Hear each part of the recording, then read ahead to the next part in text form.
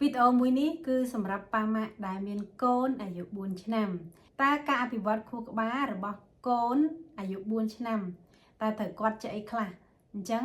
ដើម្បីឲ្យដឹងកាន់តែច្បាស់ស្ដាប់វីដេអូរបស់នាងខ្ញុំទាំងអស់គ្នាទៅពេលដែលឪពុកម្ដាយមានកូនអាយុ4ឆ្នាំគឺពិតប្រាកដណាស់ត្រូវតែចេះតាមដាននិងសង្កេតមើលទៅលើការអភិវឌ្ឍខួរក្បាលរបស់កូនដូច្នេះចំណុចដែលឪពុកម្ដាយត្រូវតែសង្កេតមើលទៅលើការអភិវឌ្ឍខួរក្បាលរបស់កូនគឺទី1គេហៅថា gross motor skill គឺជាជំនាញដែលកូនចេះប្រើប្រាស់នៅចលនាសេះដុំធំគឺកូនចេះឈរជើងមួយជាប់បានរហូតដល់4ទៅ8វិនាទីចេះលោតជើងមួយទៅមុខបាន2ទៅ3ជំហានចេះលោតផ្លោះពីកន្លែងមួយទៅកន្លែងមួយទៀតនៅពេលដែលកូនអាយុបាន4ឆ្នាំយើងឃើញថាគឺគាត់ចេះរត់ប្រណាំងគ្នាជាមួយនឹងក្មេងដទៃទៀតហើយលើសពីនឹងទៅទៀតគឺគាត់ចេះបោះបាល់លេងជាមួយនឹងក្មេងដទៃទៀតឬក៏ជាមួយនឹងប៉ាម៉ាក់ផងដែរចំណុចទី2ហៅថា fine motor skill គឺជាជំនាញដែលកូនចេះប្រើប្រាស់នៅចលនាសេះដុំទុយៗរបស់គាត់អាយុបាន4ឆ្នាំការប្រើប្រាស់នៅចលនាសេះដុំទុយៗគឺគាត់ចេះប្រើប្រាស់ម្រាមដៃរបស់គាត់ចងខ្សែបានមួយជុំហើយថែមទាំងគាត់ចេះចាប់កាន់កន្ត្រៃកាត់ចេញជារង្វង់គាត់ចេះចាប់ដង្កៀបចាប់របស់ពីកន្លែងមួយទៅកន្លែងមួយបានន័យថាចាប់ចេញពីកន្ត្រកមួយដាក់ទៅក្នុងកន្ត្រកមួយទៀតសំខាន់ជាងនេះទៅទៀតនៅអាយុ4ឆ្នាំគាត់ចេះសរសេរឈ្មោះខ្លួនឯងបានទៀតផងចំណុចទី3គេហៅថា self help គឺជាជំនាញដែលគាត់ចេះជួយខ្លួនឯងបានអាយុ4ឆ្នាំគាត់ចេះប្រើប្រាស់បន្ទប់ទឹកដោយខ្លួនឯងបាននៅពេលណាដែលគាត់ត្រូវការប្រើដូចជាត្រូវការប្រើប័ណ្ណជើងតូចឬប័ណ្ណជើងធំមិនបាច់ជូនគាត់ទៅបន្ទប់ទឹកទៀតនោះទេគឺគាត់ទៅដោយខ្លួនឯងបានហើយថែមទាំងចេះជូតសម្អាតបន្ទប់ទឹកនៅពេលដែលគាត់ប្រើប្រាស់ប្រឡាក់លើសពីនេះទៅទៀតគឺគាត់ចេះលុបលាងមុខហើយនិងលាងដៃដោយខ្លួនឯងបានហើយថែមទាំងចេះដុសធ្មេញដោយខ្លួនឯងបានទៀតផងនៅពេលដែលគាត់ស្លៀកពាក់គឺគាត់ចេះដាក់ឡេវអាវដោយខ្លួនឯងបានថែមទៀតហើយសំខាន់គឺគាត់ចេះប្រើប្រាស់សមញ៉ាំផ្លែឈើញ៉ាំនំឬក៏ញ៉ាំបាយបានចំណុចទី4គេហៅថា problem solving គឺជាជំនាញដែលកូនចេះដោះស្រាយបញ្ហាគាត់ស្គាល់ហើយនឹងចំណាំពណ៌ចម្រុះគ្នាបានរហូតដល់ពី5ទៅ6គាត់ចេះរាប់លេខឬក៏រាប់តួអក្សរនៅពេលដែលចង្អុលបង្ហាញទៅគាត់សំខាន់លើសពីនេះទៅទៀត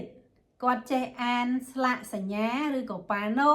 នៅតាមហាងឬក៏នៅតាមដងផ្លូវនៅពេលដែលគាត់ឃើញហើយ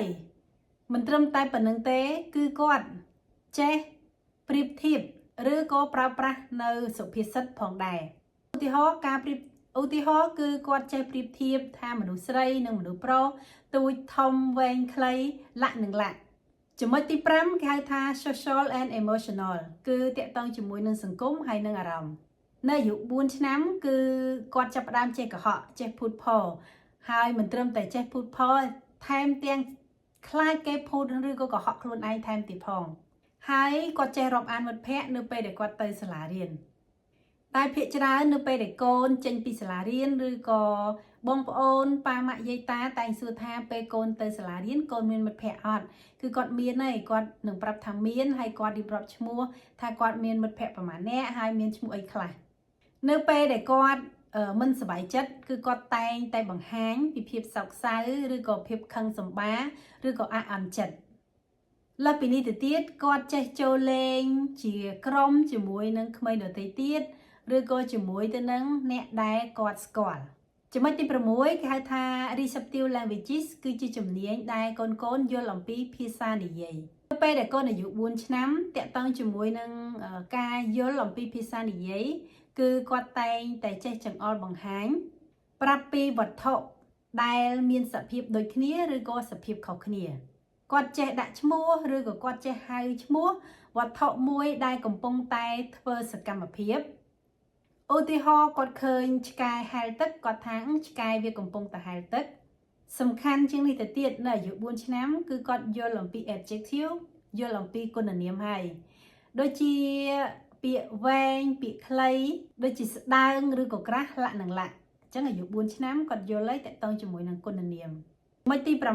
7 គេហៅថា expressive languages គឺជាជំនាញដែលកូនចេះនិយាយភាសាវិញអាយុ4ឆ្នាំគាត់ចេះនិយាយបានរហូតដល់ពី300ទៅ1000ពាក្យគាត់ចេះអានរឿងនិទានខ្លីៗហើយថែមទាំងចេះអានរឿងនិទានថែមទៀតផងមិនត្រឹមតែប៉ុណ្្នឹងទេនៅពេលដែលគាត់និយាយគ្នាឬក៏គាត់កំពុងតែស្ដាប់គេនិយាយគឺគាត់អាចកាត់យល់បាន 100% ហើយចេះនិយាយប្រើពាក្យពីពេលវេលាដូចជាថ្ងៃនេះថ្ងៃស្អែកថ្ងៃខាងស្អែកឆាប់ឬក៏អាចរាប់ថ្ងៃច័ន្ទអង្គារពុធពហុរហូតដល់សុក្របានថែមទៀតផងដូច្នេះសរុបសេចក្តីមកវិញនៅពេលដែលកូនអាយុបាន4ឆ្នាំចំណុចតែប៉ាម៉ាក់ត្រូវសង្កេតមើលទៅលើការអភិវឌ្ឍខួរក្បាលរបស់កូនគឺទី1ហៅថា gross motor skill គឺជំនាញដែលកូនចេះប្រើប្រាស់នៅចលនាសាច់ដុំធំៗរបស់គាត់ចំណុចទី2ហៅថា fine motor skill គឺជាជំនាញដែលគាត់ចេះប្រើប្រាស់នៅចលនាសាច់ដុំទូចៗរបស់គាត់ជាពិសេសតាក់ទងជាមួយនឹងចលនាប្រើប្រាស់ទៅលើម្រាមដៃហើយទី3ហៅថា self help គឺជាជំនាញដែលកូនចេះជួយខ្លួនឯងទី4គឺ problem solving គឺជាជំនាញដែលកូនចេះដោះស្រាយបញ្ហាដោយខ្លួនឯងទី5គេហៅថា social and emotional គឺជាជំនាញតាក់ទងជាមួយសង្គមហើយនិងអារម្មណ៍ទី6គឺ receptive languages គឺជាជំនាញដែលកូនយល់អំពីភាសានិយាយទី7 expressive languages គឺជាជំនាញដែលកូនចេះនិយាយភាសាប្រសិនបើកូនរបស់ពុកម៉ែបងប្អូនអាយុបាន4ឆ្នាំហើយគាត់អត់ទាន់មានការអភិវឌ្ឍខួរក្បាលរបស់គាត់បានល្អដោយដែលនាងខ្ញុំបានរៀបរាប់នៅចំណុចខាងលើសូមបញ្ញាប់នាំកូនទៅពិគ្រោះជាមួយគ្រូពេទ្យជំនាញដើម្បីធ្វើការវិតម្លៃឲ្យបានទាន់ពេលវេលាជាចុងក្រោយនាងខ្ញុំសូមអរគុណចំពោះពុកម៉ែបងប្អូនតែងតែគាំទ្រវីដេអូរបស់នាងខ្ញុំ